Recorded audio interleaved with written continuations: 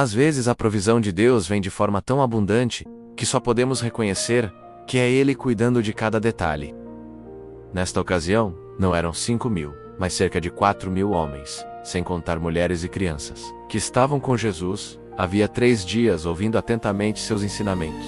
O cenário era desértico, distante de qualquer vila ou mercado, e não havia alimento suficiente para aquela multidão. Foi então que Jesus, movido por compaixão, perguntou aos discípulos quantos pães ainda tinham. Eles responderam: 7 pães e alguns peixes. Algo pequeno diante da necessidade, mas que nas mãos do Mestre se tornou suficiente para alimentar a todos até ficarem satisfeitos, e ainda sobraram cestos cheios.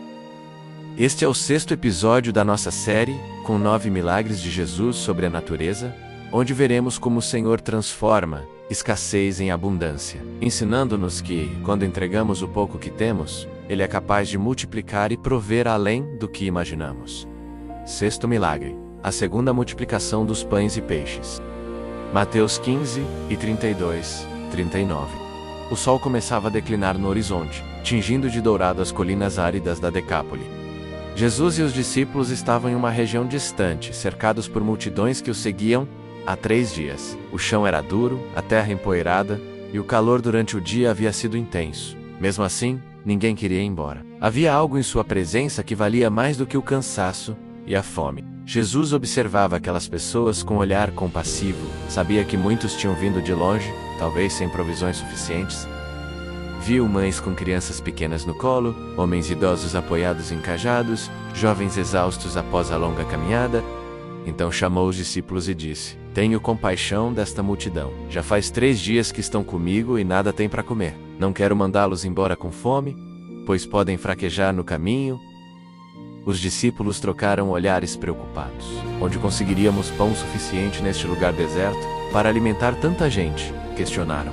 Jesus perguntou: Quantos pães vocês têm? Eles responderam: 7, e alguns peixinhos. Era pouco, considerando que havia cerca de 4.000 homens, sem contar mulheres e crianças. Mas Jesus não via a escassez, via a oportunidade para manifestar a abundância do céu. Pediu que todos se sentassem no chão. Pegou os 7 pães e os peixes nas mãos, ergueu os olhos ao céu e deu graças. Em seguida partiu e entregou aos discípulos para distribuírem. Assim como na primeira multiplicação, o milagre aconteceu de forma silenciosa e constante. Cada vez que o pão era partido, mais havia. Cada peixe distribuído parecia se renovar nas cestas. E a comida passou de mão em mão, até chegar ao último grupo.